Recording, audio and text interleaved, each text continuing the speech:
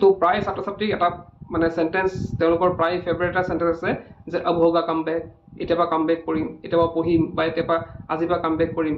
তো এই যে সেন্টেন্স বিলাক কয় কামবেক ওয়াৰ্ডটো বহুতে মানে ব্যৱহাৰ কৰে, কিন্তু এটা কথা আমি জানিব লাগিব যে কামবেক ওয়াৰ্ডটো লিখিবলৈ বা ক'বলৈ যিমানে সহজ কিন্তু কৰিবলৈ ইমান সহজ নহয়। এটা যে কামবেক কৰিম সবেই কৈ থাকে, কিন্তু তাৰে কেইজন মানুহে পাৰে, সবেই কিন্তু কামবেক কৰিব নোৱাৰে।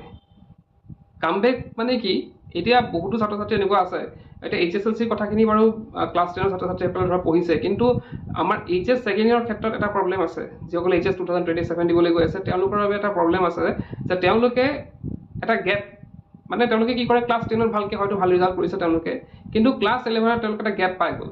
গেপ মানে কি, তেওঁলোকে ভালকে নপঢ়িলে। এই যে ক্লাছ 10ত হয়তো তেওঁৰ 80% 90% ৰিজাল্ট আছিলে বা তলত থাকিব পাৰে বাৰু, মই জাষ্ট এটা এক্সাম্পল দেখাইছো যে হয়তো সেই ল'ৰাজন বা ছোৱালীজনী 80 বা 90% আছিলে, কিন্তু 11ত নপঢ়াৰ ফলত তেওঁলোকৰ কি হ'ল, এতিয়া তেওঁলোকৰ কি হোৱা নাই, মানে সেই যে যোনটো 10ত যোনটো স্পীড আছিলে পঢ়াৰ বা অলপ পঢ়িলে মনত ৰৈছিলে, সেই স্পীডটো এটা নাইকিয়া হৈ গৈছে। তো তেওঁলোকৰ প্ৰয়োজন আছে কামবেকৰ। তেওঁলোকৰ প্ৰয়োজন আছে যে সেই যে ক্লাছ 10ৰ যেনে পঢ়িছিলে ঠিক তেনেদৰে পঢ়াৰ, যাতে এইবাৰ HSৰ ক্ষেত্ৰতো অৰ্থাৎ ক্লাছ 12ৰ ক্ষেত্ৰতো তেওঁলোকে যাতে সেই সেম ৰিজাল্ট বা তাতকৈ বেছি ভাল ৰিজাল্ট কৰিব পাৰে। এতিয়া কামবেক চিঞৰি থাকিলে নহ'ব। আমি ক'ৰবাত কমেণ্টত লিখিলে নহ'ব এতিয়া কামবেক কৰিম, আমি নিজে মনতো ভাবোঁ যে এতিয়া আজিৰ পৰা ভালকৈ পঢ়িব লাগিব, কামবেক কৰিব লাগিব, কিন্তু কামবেক নহয়। ইয়াৰ মেইন ৰিজনটো হৈছে আমি কৰিম, হ'ব, চব ফিউচাৰ টেন্সত আমি কৈ আছোঁ। কামবেক কৰিম, আমি ক'ব লাগিব যে কামবেক কৰিলোঁ।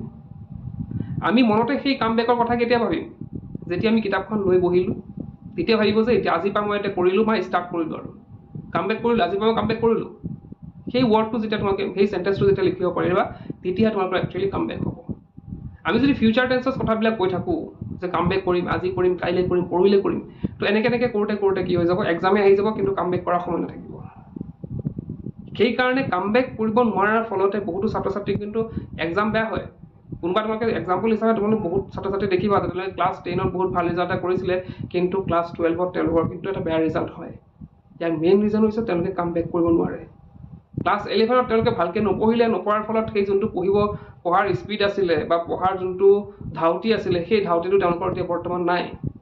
ক্লাছ 12ৰ ছাত্ৰ ছাত্ৰীসকলৰ সেই স্পীডটো নাই বা ধাউতিখিনি নাই, আৰু তেওঁলোকে কামবেকৰ প্ৰয়োজন আছে, একচুৱেলি কামবেকৰ প্ৰয়োজন আছে। কামবেক ৱৰ্ডটো বহুতে ধেমালিতে ইউজ কৰে, কিন্তু যিসকলে ক্লাছ 12ৰ অৰ্থাৎ HS 2027 দিবলৈ গৈ আছে তেওঁলোকে সেই অৰ্থটো ধেমালিত ইউজ নকৰি তেওঁলোকে যদি চিৰিয়াছলি ইউজ কৰে, তেতিয়া তেওঁলোকৰ কামবেক হ'ব। আমি সকল কমেণ্টত বা এনেই বেলেগৰ আগত কৈ লাভ নাই যে কামবেক কৰিম। আমি নিজকে ক'ব লাগিব যে মই কামবেক কৰিম, আজি পৰাই কৰিম। মই কিতাপখন লৈ পেলাই বহি পেলাই ক'ম যে আজিৰ পৰা মোৰ কামবেক হ'ল, আজিৰ পৰা মই কামবেক কৰিম, আৰু মোৰ সেই যোনটো স্পীড আছিলে, সেই যোনটো ধাউতি আছিলে, সেই পঢ়াৰ ধাউতিটো মই আকৌ আজিৰ পৰা মানিলোঁ।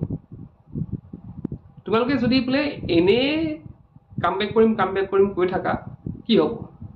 তোমালোকৰ নিজকে নিজে ফাঁকি দিয়া হ'ব, বেলেগকো ফাঁকি দিয়া হ'ব, নিজকে নিজে ফাঁকি দিয়া হ'ব, আৰু সেই কামবেক ৱৰ্ডটো মিনিংলেছ হৈ যাব তোমালোকৰ কাৰণে।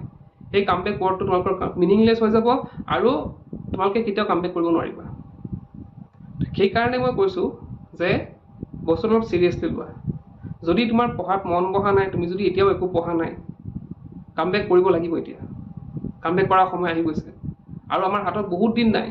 মই অলৰেডি কৈছোঁ ভিডিঅ' এটাত যে 7 মাহ আছে আমাৰ হাতত। গতিকে এই 7 মাহত যদি তোমালোকে কামবেক কৰোঁতে আৰু 2 মাহ তেনেকৈ গুচি যায়, কি লাভ হ'ব তোমালোকৰ? যদি তেনেকৈ কামবেক কৰোঁতে 2 মাহ গুচি যায়, থাকিলে আৰু 5 মাহ। 5 মাহত তোমালোকে কামবেক কৰি লাভ নাই। 5 মাহত গো বেক কৰিলে হ'ল, আৰু কামবেক কৰিব নালাগে।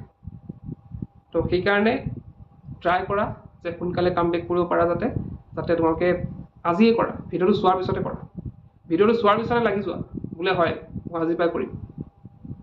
যেতিয়া ভিডিঅ'টো পাব্লিছ কৰিছোঁ তাৰ পিছৰ পৰা লাগি যোৱা। লগে লগে কিতাপখন আনি পেলাই পঢ়াত বোলে নাই, মই এনেকৈ ষ্ট্ৰেটেজি বনোৱা। প্ৰথমতে এটা ষ্ট্ৰেটেজি বনোৱা যে মই কিমান সময় পঢ়িম, কেতিয়া পঢ়িম, কেতিয়া কি শেষ কৰিম। সেই বস্তুটো যেতিয়া তোমালোকে কৰিব লাগা, তেতিয়া সেই মতেদি যদি টাইমিং হিচাপে যেতিয়া কামখিনি কৰিব ষ্টাৰ্ট কৰিবা, তোমালোকৰ কামবেক নিজে হৈ থাকিব, আৰু তোমালোকে এটা ভাল ৰিজাল্ট কৰিবলৈ সক্ষম হ'বা। তো যিহেতু সময় নাই, গতিকে এই সময়ৰ ফাঁকি দি লাভ নাই, নিজকে ফাঁকি দি লাভ নাই, নিজৰ পেৰেণ্টছক ফাঁকি দি লাভ নাই, লগৰীয়াবিলাকক ফাঁকি দি লাভ নাই। আমি নিজকে নিজে ক'ম যে মই কামবেক কৰিব লাগিব, আৰু সেই কামবেক কৰি পেলাই মই এটা ভাল ৰিজাল্ট কৰিব লাগিব।